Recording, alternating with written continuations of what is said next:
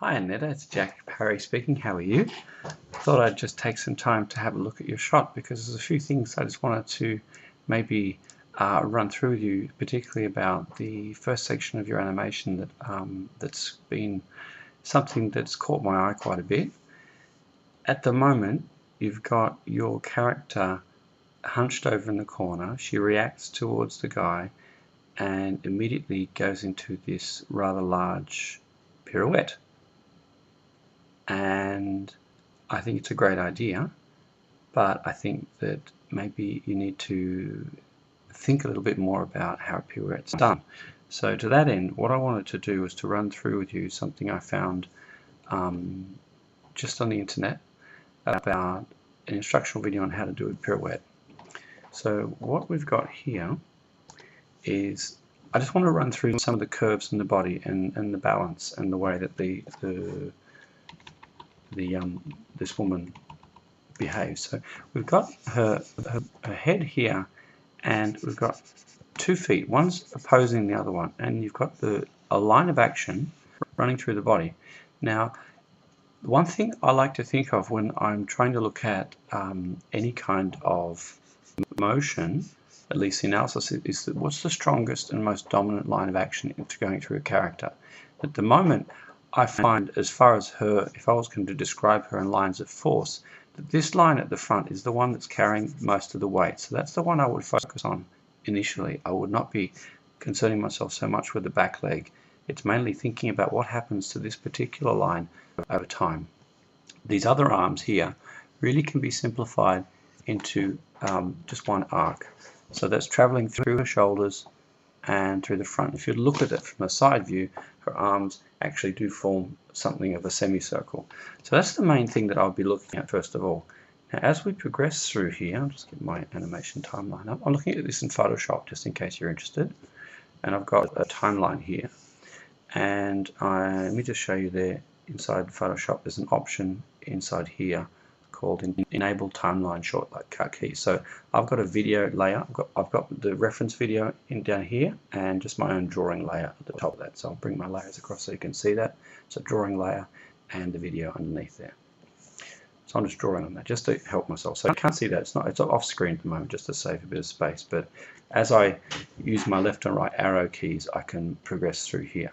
I'm just going to look at the main points of her pirouette and discuss what's happening and a few of the interesting things I've noticed when I was looking at her pirouette. Now, the thing I want to draw your attention to here is that she's really registering on the tip of her toe here. She's not moving anything. She anticipates a little bit, she pivots on her ankle a little bit, and then she pivots around here, and then she's going to transfer her weight onto that pivoting toe. So that initial, as far as that motion on the foot is concerned, we're getting a pivot on that toe. And so you start off with your initial arc being the arc on the ankle. So as that ankle goes round, the next thing you see, there's a secondary pivot occurring. That's on the tip of the other foot, which I'll call here, or they're crossed over, but I guess you could call it the screen right foot. So we're pivoting on the toe here, and then this one starts to come up as well. It's still on the ground, it's pivoting up, but it's pivoting and rotating around. So it's going up. Let's just track this point. And I'll turn on ghosting so you can see that we're getting an arc on the ankle as it pivots up off this toe here. So that's the second sort of pivot that we're getting there. So that's two interesting things. And all the while, one of the interesting things also to notice is that this force is being driven through this leg which is on the ground. You can see here that this line of action is still coming through, albeit I've drawn it a little bit off there. But we're getting this line of action coming through the body, through her spine, right up to her head. And it's still one clean line of action. And that's the primary line of force. That's where all the force of her body is being driven right down through to this ankle. This other leg is just a support, it's a balance line. So here, again, that curve that we're seeing coming from here, all it's doing is it's rotating and facing the camera, but it's still curved. And it's just changing its angle. Let me just do that again. But in simple terms, I mean, yes, you can see as she turns around that it is bent.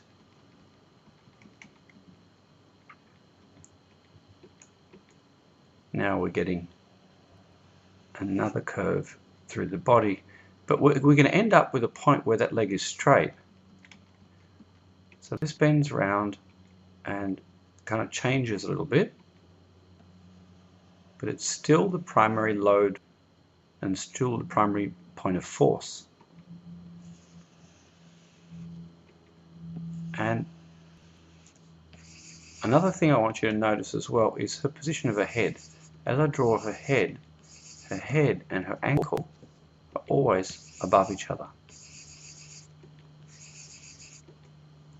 Ballet dancers are just known for their balance, and there isn't a moment that goes past when you can't see a direct line straight through the atlas of her upper spine right down to the toe. Now, still got that toe, draw the line up. Where's the head? The head is directly on top of that toe.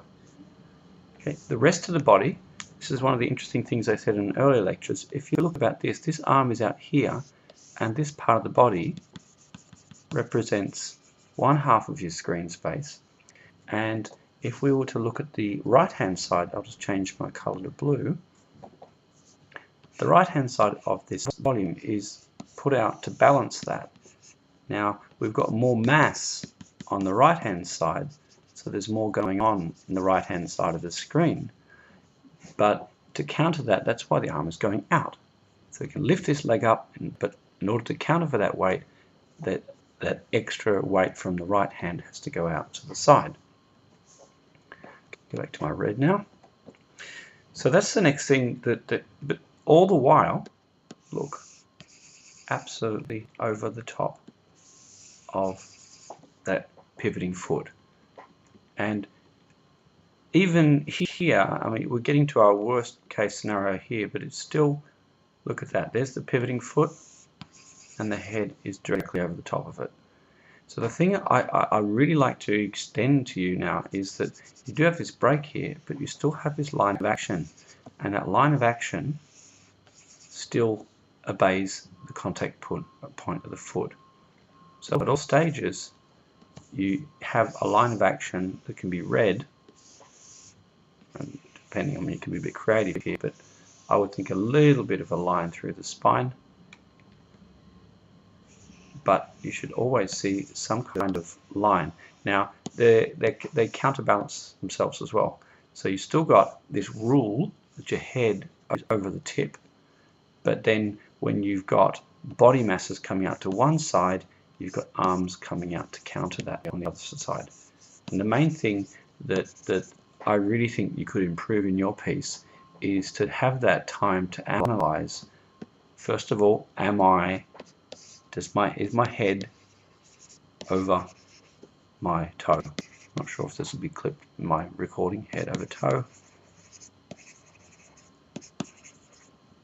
That's the first thing you want to pay attention to. The second thing you want to pay attention to is my mass distributed, my mass balanced. Because you're always going to get this situation where you've got this central curve through the body, but you're going to have your left hand mass, and then you're going to have your right hand mass. And you need to make sure that the two read properly at all times if you're doing a pirouette. The pirouette is a really difficult thing to try and visualize. So let's just go down to what you've got now. So here, when we're starting off, you need to, first of all, remember in the piece you've done this, you've pivoted on your toe. So let me go across to the animation menu, this one here. And here's your toe. Where's your head? I need to use a brush, not a pen. Let me just clear that. There's your toe, and there's where your head should be. Here. What is the key for that? Is it this one? Okay, good, I've got it. Clear pen. Okay, so here you really need to get your body, and if that's where your toe is, then, and that's where your head is, we're going to do that same sort of thing. We're going to have a twist through your body such that the head is balanced on top of that toe. That's going to give you that feeling of grace and ballerina-esque animation. So here as well, there's your foot. Where's your head? Your head should be directly over the toe. So if your head's here, then we want to do something again. So if you've got your mass of your arm coming up to the side, if you're extending this arm up to the side, then that's where your toe is. The other foot is wherever it is. But again, just to go through this every single step of the way, you've planted your foot there, it's starting to become in the right position. You can push this out, you can move this to the side, but you need to have that strong readable line all the way through the body. And when you're here as well, where's the head? This is the first time your character is in the correct position. But the one thing I'd really like you to be able to focus on is to get that line all the way through the body. It's bent. You look again at the ballerina. All times, if I can get it to come up at all, I have to minimize this screen.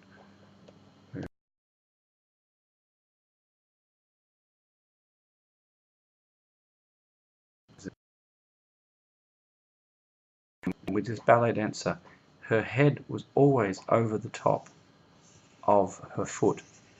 Always. So just really pay attention to that. Now let's just continue through, and that's the main thing I want you to think about. So even here, even on the dismount, here we're going well. This is looking good. This is the right sort of thing. And again, if you use that little rule, go straight up. That's where your head should be. And then use your curve. So I feel if the arm's out this way, you've got this mass on that side, and that's going to balance it. The rest of it, as long as it balances. So if you've ticked off one, the head is over the supporting toe. It's going to be believable. And then what you do with the rest of your body just has to answer rule number 2, which was as your weight is your mass balanced. So here again, there's your toe. Your head should still be here. And if you're trying for this bit here, that's fine. We just need to let the body come round. Make sure that you've got your arm like that. And if you're coming out with that foot, that's great. But again, you need to understand that if you're putting more of your body weight out to this side, you'll probably have to put more of your arm onto that side just to balance things out. When what the ballerina does when she's got the stuff out to the side, it's to counteract with stuff being poked out. So if we want to get right to the end of this sequence where she does go for her lunge, this is another really interesting thing. Look what she's doing. She's reaching out to touch. I know it's not exactly the same as your shot, but she's still got her weight. In this case, an interesting transition will go on here. At this point, oops, don't go too far. Stop, back. Here, head over the toe, but there's a transition. From here to here, guess what happens? Now we've got the weight over the center of the foot. So the head is now over the center of the foot, not the toe, not the heel, but the center of the foot. And as she leans forward, her head, albeit a little bit off to the side, is still getting the weight off and over that foot.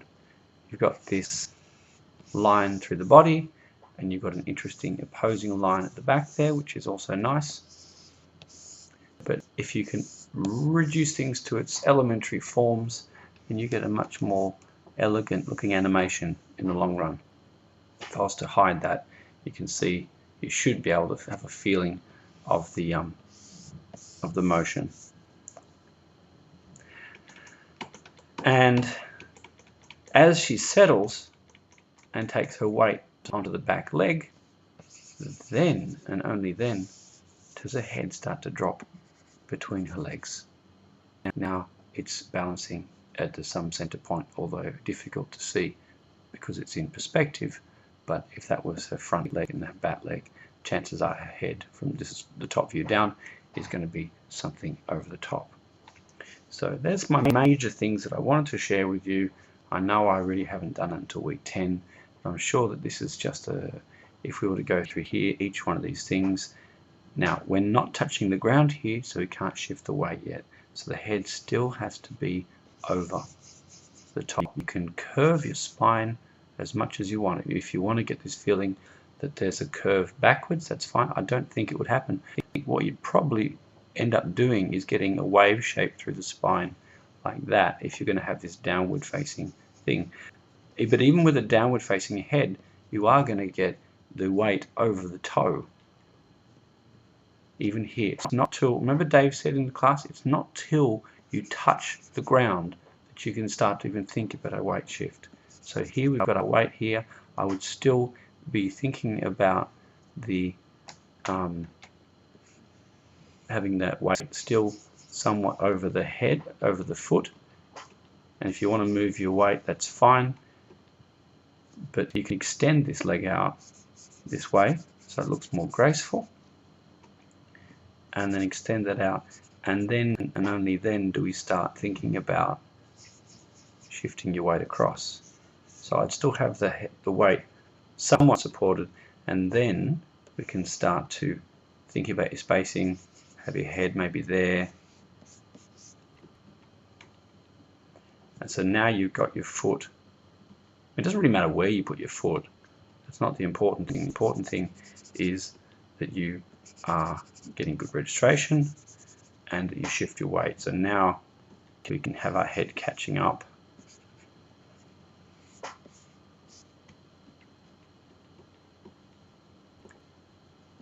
Now you've definitely shifted your weight across now. Now you can have your head into this position. If that's where you need it to go, that's fine. You just have it down to there. But you see how it's only after the foot reaches the ground that then you can shift your head. And then you can maybe break the knee at this point when you feel that she's catching the weight. And now all the weight is off that one, and guess what? Where's your head? Over your foot. Okay? Well, anyway, that's just a little bit of a thing which has been concerning me, that you might want to implement. Again, it's up to you whether you want to try and do this, but I think that if you do that, a couple of shifts away and just following those simple rules is really going to make all the difference to your animation, because I think that if that gets right, it's going to look really, really nice. Hope this hasn't been too long-winded. All the best. Take care. Bye.